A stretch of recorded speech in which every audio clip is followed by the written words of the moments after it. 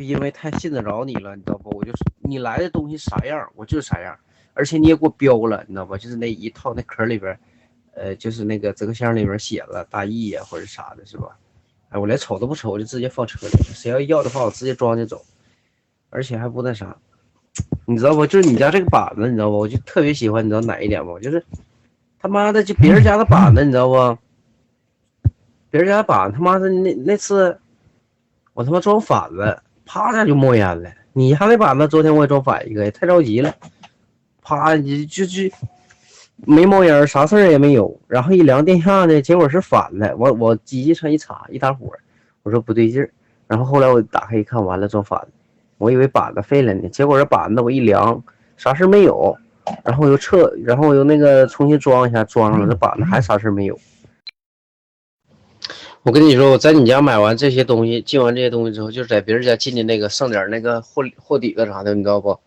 我都他妈给人了，真的，我他妈的不想用，你知道不？他妈的，哎，我跟你讲，就21700那个，你知道不？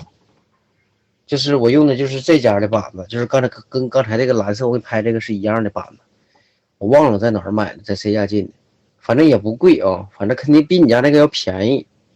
咱就不说便宜与贵了啊，就那个板子，我跟你说，我操他妈的，哎呦我操了，这售后我都快厚不起了，我都后来没招了，我他妈直接给他换了一套你这个，把你这个给他重新装了一套，用你这个头料，完了就屌毛事没有了。他妈的，你说他那个鸡巴玩意儿，他没有均衡啊，也不是咋的，跟电池也没啥关系呀。装完他那个板子和他那个套料倒是行了，外壳啥倒是行，那个板子他妈的总出现压差他妈偏大的。正常21700的那得用着那得老舒服了，那他妈的，哎呀，那容量都当当的，就是，哎呀，咋说呢？反正就是21700的，我这边卖的挺好，但是我这手里边有不少，就是之前剩的那个，在你家进的那个早都卖没了。之前剩的那个呀，真的，我马上就给他卖没了我就不要了。哎呦，真的太闹心了，这他妈的售后走可多了，换成就得给人家去把电丝拿回来，就得重新给人做均衡。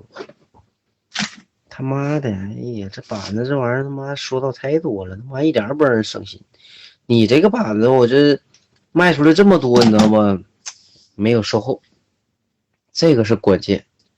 要不然我跟你说，我这个人买东西，我跟你说就是鸟枪换炮，买一家就换一家，就在你家买的最多。